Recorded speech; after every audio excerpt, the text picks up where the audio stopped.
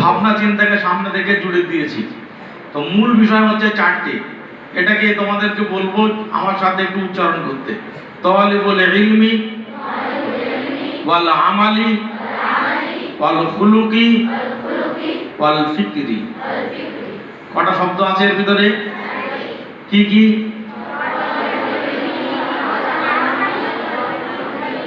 এর ভিতরে আছে আমার জীবনের লক্ষ্য, উদ্দেশ্য, আমার সিলেবাস। আমি এখান থেকে প্রথম কথা ইলম হাসিল করব। কোন ইলম? যে ইলমটা মুহাম্মদ রাসূলুল্লাহ সাল্লাল্লাহু আলাইহি সাল্লাম গোটা উম্মতকে দিয়ে গেছেন, ঠিক কিনা?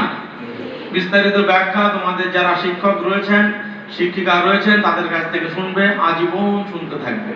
তবে ছোট্ট একটা কথা বলি, ইলম সম্পর্কে আমাদের ধারণা একটা পর্যায়ে রয়েছে।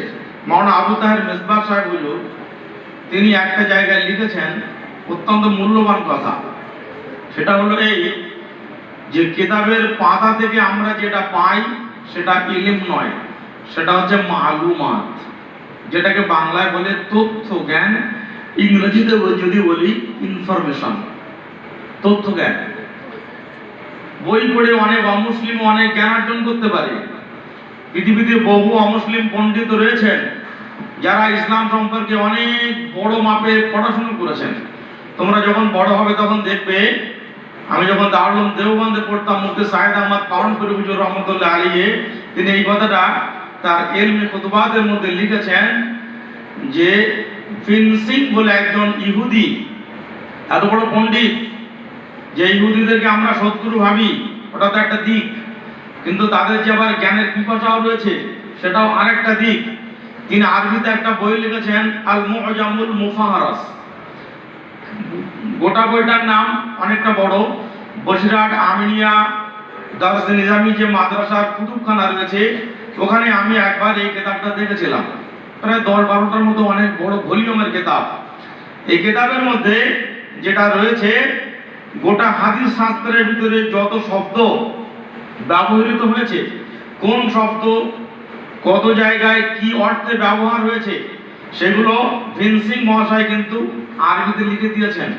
এবং মজার ব্যাপার যেটা, পৃথিবীতে যত বড় বড় শাইখুল হাদিস আছেন যারা বুখারী পড়ান, তাদের কাছে ওই কিতাবটা থাকে তাদের ঘরে, আল মুআজামুল মুফাহারাস। এবং উনি ওই বইয়ের মুকদ্দমায় লিখেছেন যে দীর্ঘ কিতাব রচনা করতে যে আমাকে মুসনাদে আহমদ নামের বিশাল হাদিসের কিতাব, যার ভিতরে 40,000 হাদিস রয়েছে, ইমাম আহমদ বিন হাম্বল রহমতুল্লাহ আলাইহি যে কিতাব লিখে গেছেন, ওই কিতাবটা আমাকে আদ্যপান্ত খুঁটিয়ে খুঁটিয়ে প্রায় 10 বার আমাকে মোতালা করতে হয়েছে। কোন একজন শাইখুল হাদিস তিনি বুকে হাত দিয়ে বলতে পারবেন যে মুসনাদে আহমদটা পুরো আদ্যপান্ত একবার শেষ করেছেন? তো বলার উদ্দেশ্য যেটা, ইলম তো পাতা উল্টিয়ে অমুসলিমদের ভিতরে অনেক থাকতে পারে, তারাও কিন্তু অনেক বড় বড় পাণ্ডিত্য অর্জন করতে পারেন, কিন্তু তাকে কি আমরা বলবো যে তিনি একজন আলেমে দ্বীন? এ কথা কি বলা যাবে? তো মাওলানা আবু তাহের মেজবাহ সাহেব হুজুর বলছেন কিতাবের পাতা থেকে যেটা তুমি পাবে সেটা হচ্ছে মালুমাত। সেটা কি? তথ্য জ্ঞান। আর যেটা ওস্তাদের সিনা থেকে পাবে সেটাই হচ্ছে কিন্তু প্রকৃতপক্ষে ইলম, এবং ওইটাকে উনি বাংলায় মানে বলেছেন অন্তর্জ্ঞান। কি বলেছেন? ইলম মানে। আর কিতাবের পাতা থেকে যেটা পাওয়া যাবে ওটাকে কি বলেছেন? মালুমাত বা তথ্য জ্ঞান। তাহলে আমি সারা জীবন যদি কিতাব মোতালা করে যাই আর ওস্তাদের সান্নিধ্য থেকে যদি আমি কিছু গ্রহণ না করি, তাহলে আমি কি পেলাম আর কি পেলাম না? মালুমাত পেলাম, কিন্তু আমি কিন্তু প্রকৃত ইলম পেলাম না। এই কথাটা অনেক দূর পর্যন্ত আমি চলে গিয়েছি, আমি আবার গোড়ায় ফিরে আসছি। যাই হোক, তালিবুল ইলম, ইলমের সম্পর্কে যতটুকু কথা বলা দরকার ছিল একটু টাচ দিলাম। এরপরে আছে আমল।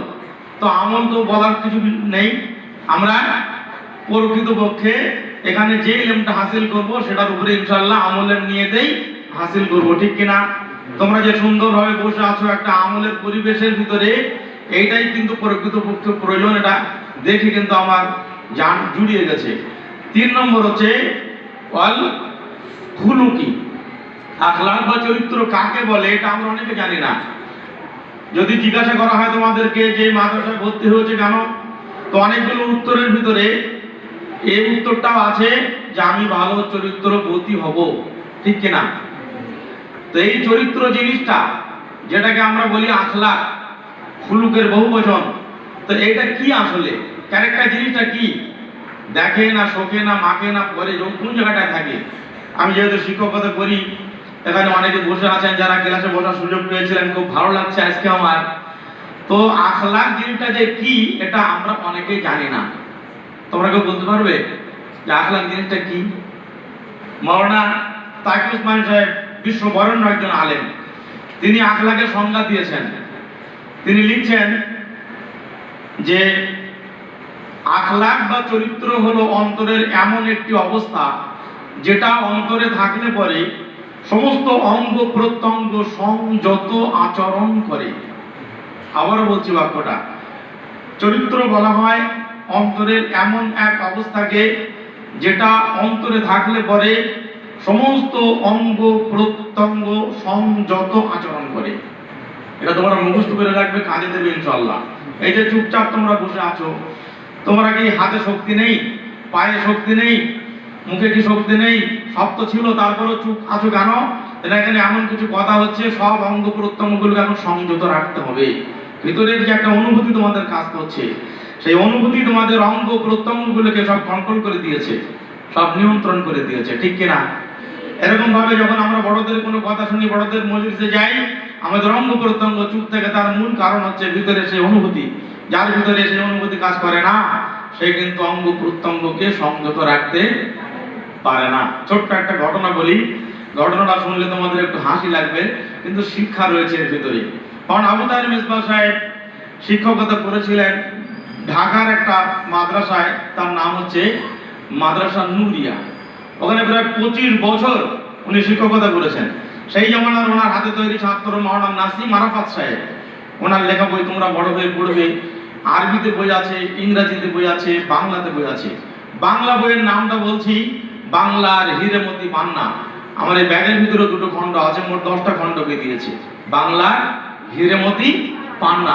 হুজুরদের বলবো এই সমস্ত বইগুলো আঞ্জুমানে রাখতে, যাতে বাচ্চারা অনেক খোরাক পায়।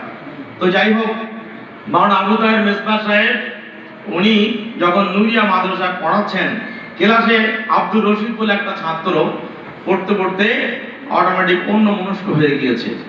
দেখো, আমাদের চেহারাটা হচ্ছে মনের আয়না, ঠিক কিনা? এইটা দেখলে না ডিসপ্লে বোর্ড, তোমার ভিতরে সুখ আছে না দুঃখ আছে, মন খারাপ কি ভালো ইত্যাদি সব কিন্তু এই ডিসপ্লে বোর্ডে উঠে যাবে। তো ডিসপ্লে বোর্ডে যারা প্রকৃতপক্ষে আদর্শ শিক্ষক হন এবং অভিজ্ঞ শিক্ষক হন, তারা কিন্তু ছাত্রছাত্রীদের চেহারা দেখে ধরে ফেলে কে শুনছে কে শুনছে না, তার মন কোথায় আছে না আছে। তো হুজুর বুঝতে পেরেছেন যে আব্দুর রশিদ ক্লাসে আছে, কিন্তু ওর মনটা কোথায়? ক্লাসের বাইরে। মানে এইটাকে সবার সামনে উনি বুঝিয়ে দেওয়ার জন্য, দেখিয়ে দেওয়ার জন্য উনি আচমকা আব্দুর রশিদের নাম ধরে ডাকলেন, আব্দুর রশিদ। আর যেই আব্দুর রশিদ বলে ডেকেছেন, আব্দুর রশিদ তো ক্লাসে ছিল না, ও তো বডিটা ক্লাসে আছে, কিন্তু মনটা কোথায়? বাইরে আছে। তখন আব্দুর রশিদ উত্তরে বলছে, জি আম্মা। কি বলছে? জি আম্মা। আগে বললাম, শুনলে তোমরা হাসবে। হুজুর একটা কথা তখন বললেন, আব্দুর রশিদ তুমি এই যে জি আম্মা বললে, এর জন্য তোমাকে আমি ধমক দেবো না, বকবো না, তুমি একটা শিক্ষা দিলে, তুমি একটা সবক দিলে। কি সেটা? তোমার ছাত্র ভাইদেরকে বুঝিয়ে দিলে যে দেখো, বাড়ির থেকে আব্বা আম্মাকে ছেড়ে এই যে দীর্ঘদিন বাইরে আমরা আছি, যদি মন মধ্যে কখনো খারাপ হয়, তার জন্য মন খারাপ করার কোনো দরকার নেই। মাঝে মাঝে আমার মতো ক্লাসে বসে আম্মার সঙ্গে দেখা করেও আসা যাবে। তো আব্দুর রশিদ ভেবেছিল মা মনে হয় পিঠা রান্না করে বা গড়ে ওকে খাওয়ার জন্য ডেকেছে। কত দূর পর্যন্ত চলে গিয়েছে, বুঝতে পারছো তো? আবু তাহের মেজবাহ সাহেব এমনই একজন আদর্শ শিক্ষক যে আব্দুর রশিদকে বললেন, তোমাকে বকবো না, ধমক দেবো না, তবে তোমার এই কথাটা যে ছাত্রছাত্রীদের জন্য শিক্ষণীয়, আমি একটা বইতে লিখে দেবো, এবং সেটা গোটা দুনিয়ার ছাত্রছাত্রীরা জানবে যে এর থেকেও একটা সবক, একটা মেসেজ তুমি দিয়েছো। আর সত্যি সত্যি উনি লিখে দিলেন। বইটার নাম হচ্ছে দরদি মালির কথা শোনো। এই নামে আমার একটা হোয়াটসঅ্যাপ গ্রুপ আছে, সাহিত্য চর্চা গ্রুপ, প্রায় 560 জন মতো আছে। সেখানে লেখালেখি করি, তোমাদের বিষয়টাও নিয়ে ইনশাআল্লাহ আমি একটা লেখা দেবো এই খাদিজাতুল কুবরাকে নিয়ে, যাতে আমেরিকায় মানুষ বসে পড়ে জানতে পারে বা আমি আগেই বলেছি ইন্টারন্যাশনাল, ইনশাআল্লাহ ইন্টারন্যাশনাল পর্যায়ে সেটা মানুষ জানতে পারবে, পড়তে পারবে ইনশাআল্লাহ। তো যাই হোক, আমি কথা অনেকটা দূর চলে গেলাম। আবু তাহের মেজবা সাহেবের আর একটা কথা বলে দেই। আব্দুর রশিদের ঘটনা যখন বলেই ফেললাম, উনি বলছেন একটা পট বা একটা পাত্রেও যদি কোনো একটা বাচ্চাকে দেওয়া হয় এবং বলা হয় পাত্র নিয়ে এসো, পানি ভরে নিয়ে এসো, তো একটা বাচ্চা গিয়েছে, যে ট্যাপ খুলেছে আর পটটা ধরেছে কেমন করে, পানি কোথায় পড়বে? অনেক বাচ্চা এমন পড়াশোনা করে যারা ক্লাসে থাকে কিন্তু তাদের অবস্থা কেমন বুঝতে পারছো? তাদের অবস্থা এরকম, আব্দুর রশিদের মতো ভাব, বুঝতে পারছো তো? কোথায় পড়া, কি পড়াচ্ছেন, শিক্ষক কি বলছেন, কোনো খবরই নেই।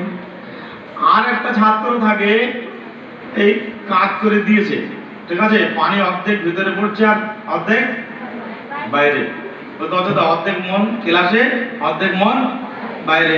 পানি ভরতে কতক্ষণ লাগবে? পানি অপচয় হবে কি না? এরকম ধরনের কিছু আছে স্টুডেন্ট। আর একটা স্টুডেন্ট আছে, পাত্র তো ধরেছে সব ঠিকই, উপরে তো নল ঠিক জায়গাতে আছে কিন্তু নিচের দিকে ছিদ্র আছে পট। তার মানে তারা গুনাহ করে। তারা কি করে? গুনাহ করে, যা অর্জন করে ওদিক দিয়ে সব বার হয়ে যায়। জমিতে পানি দিচ্ছে কিন্তু আল বাঁধেনি, পানি সব কি হচ্ছে? বার হয়ে যাচ্ছে। তাহলে কোন নম্বরে আমি বললাম? তালিবুল ইলমি ওয়াল আমালি ওয়াল খুলুকি। তাহলে আখলাক বা চরিত্র কাকে বলে মনে থাকবে তো সবার? আচ্ছা, এই যে কটা কথা বলছি মনের পাতায় লিখে পরবর্তীতে তোমরা আবার ডায়েরির পাতায় লিখবে। আশা করি ইনশাআল্লাহ পরবর্তীতে তোমাদের কাজে দেবে ইনশাআল্লাহ।